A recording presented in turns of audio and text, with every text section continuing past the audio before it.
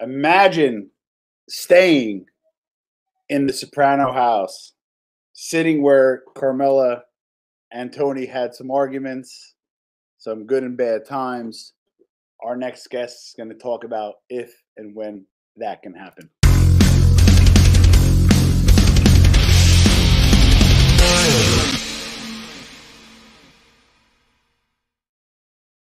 Hello, Tom Vecchia here with the latest edition of the Armchair MBA. So this is like the lexicon of like a lot of moving and dynamic forces. And before I introduce our esteemed guest today, so you kind of have the Sopranos, right? Which is a cultural icon. I'm a Jersey guy, obsessed with it to this day. We're going to talk a little bit, hopefully, about NFTs and coins and that kind of crazy stuff. What are those, right? And then lastly, mob movies. So my special guest today is Micahel Mota, by the way, of Rhode Island, CEO of Virtual Cons. Micahel, welcome to the Armchair MBA. How you doing today? Very good. Thank you very much for having me. I really appreciate it. Okay, let me start off with saying I've been following you a while, and every single thing you do, my visceral reaction is this guy's nuts. My wife has the same saying. Yeah. But then you get it done. I get it. So, and so I want to kind of go your iteration. So give us a little bit about the birth of Virtual Cons. Obviously, C19 happened. I don't want to get demonetized. So C19 happened, which I think worked in your favor. But give us kind of, hey, what was Virtual Cons about? How did you start? What was the initial plan? And how did it morph into what it is today? Awesome. Thank you. Again, thank you for having me. So yeah, no, in life, I think, as I get older, I realize things aren't always exactly the way you plan them. So you go down one road and then something happens. Most don't know this about me, but I actually started as an elementary school teacher. Oh, wow. I used to teach 3rd grade and 5th grade, but I always had this entrepreneurial spirit. Yeah. I live, as you mentioned, in Rhode Island, raised from the beginning of my life here in Rhode Island. Love it. Smallest state in the country. And what had happened was I own 2 venues here in Rhode Island. One is called Skyline at Water Place, and one is called Lola's Lounge and Cantina. Long story short, I've always had a love and passion for Sopranos. Yeah. So, through life, again, things just so happen to pop out at you. I had met Federico Castelluccio, as most of you know, Furio from The Sopranos. And him and I had some discussions. This was prior to James Gandolfini passing, where I wanted to do a night with the Sopranos, and it was going to be Tony, James Gandolfini, and a bunch of the cast members on stage, raw, people asking questions. So I always had that feel. Of course, Gandolfini passed away, but we ended up doing one. We ended up doing one at Skyline, sold out. It was called The Night with the Sopranos. I was the host. Of course, I was the big cheese. That was my moment. Couldn't wait to do it. And we had Vincent Pastore, Big Pussy. Yeah. We had Jason Serbone. Yeah. Which everybody knows him. Jackie Jr., Federico Castelluccio, and Patsy Parisi, which is Dan.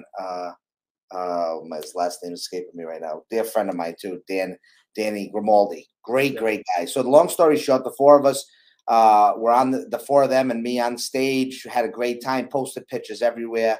And I get a call about a month after from a gentleman named Daniel Trader, and he had put together the largest Soprano fan base around. And he had called me and said, it looks like Secaucus, the first one. Yeah, so this is how it leads into Virtual Con. So he had called me and said, listen, I have 1 million+ people that love The Sopranos, which I believed. And he said, it looks like The Sopranos. I'd like to do a meet. And of course, once I heard he had millions of people, I said, well, let's do more than just a meet. Let's do the biggest event in history, which we did. We did that in Secaucus at the Meadowlands, over 15,000 people. It was just a wonderful, wonderful event. And that was it. We were known as the con men, right? Not your average con. Because I want to unpack for a second, or the business aspect. The con game, the conference game, is a very tricky business. On paper, it looks great, right?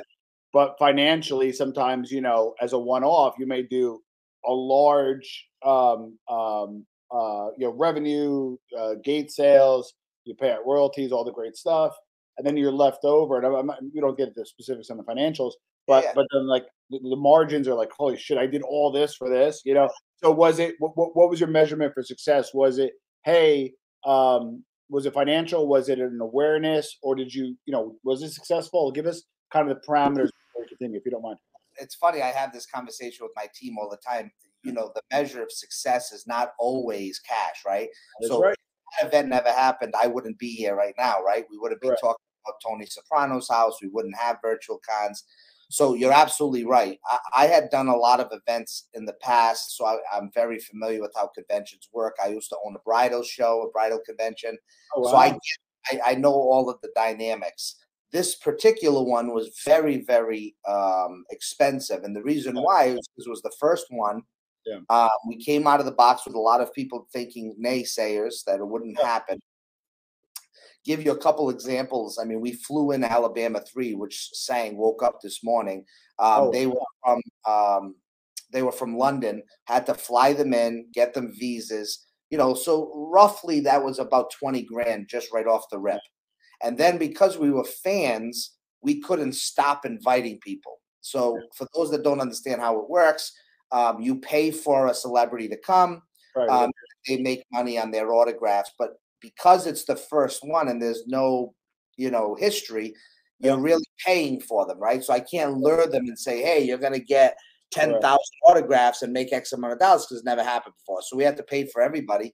You have to pay for And they have minimums to everybody. So like when even Federico could be your best friend, he gets Yeah. a minimum appearance fee, and right. depending what you negotiate, but you're on the hook for that. This one was even worse than minimums because we didn't have any history. So they wanted money up front. So we Yikes. had to put money up front. Now, of course, you know, minimums work because, again, they know us. We have a reputation. But yeah, you had to pay them up front. You had to take care of their travel. You had to take care of the hotels. How many had entourages that were with them? You know, and we brought 55 cast members, which is Yeah, I interviewed Joe Perino. I remember he was one of the guys that I think with the Sea Caucus, I believe. yeah. So really quick, how did you finance it before? I'm so excited to talk to you. Cool. So Yeah, yeah. how did you come up to scratch? So again, you know, I have really big balls. So at the end of the day, I do things a little different than most, right? So I knew it was going to be successful because of the Sopranos. I knew all of this was going to come. But again, anytime you have a business, you have to try to figure out how you're going to make all this money and where do you get it from. So the original, so I had met this guy, Dan, and I had met another guy, Joe Fama, who we're the three fams, right? So three Yeah. families. And he does conventions, puts together things, experiences. That's his thing. Dan was obviously on the social media, and I was more of the business guy. Yeah.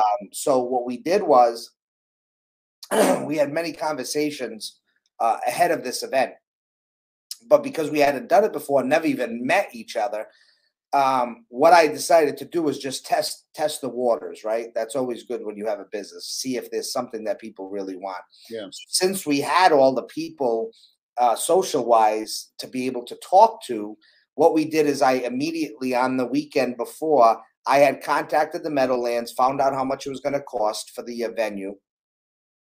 I had Dan and Joe help put together the first website, and we started selling tickets. You know, again, which is unorthodox, right? We didn't even have the venue yet, but I knew there was a demand. So I said, let's just test it. And I had flown to Vegas, and I was talking to Dan, and within 24 hours, we sold about 30,000 in tickets. So I knew we were onto something. So that next week, we actually drove up. So Joe lives in Long Island. I live in Rhode Island, and Dan lives in Baltimore. Federico came in as a partner. No one really knew that. And he drove in from New Jersey. The four of us met for the first time at the Meadowlands. That's nuts. Formed this partnership. We get inside, and I remember it was funny. The lady sits around the table, and she says, have you guys been mentioning this event happening? And I was like, no, what do you mean? I said, we put a couple teasers out there. She goes, you wouldn't believe how many people are calling us asking if the date's held and all of that stuff. I said, I don't know what you're talking about. Now, I knew I had a website, People were buying tickets. They were coming to this event one way. What was the average ticket price? You know, I'd have to go back to get exact, but it was between $100 and $150, depending on if you were VIP. So you had a bolus of money in, and so here's the other part too. If I'm negotiating the venue, knowing you already have your I got calls, so I got tipped off. Yeah. Did they kind of squeeze you a little bit, or were they fair? They were pretty fair. I mean, the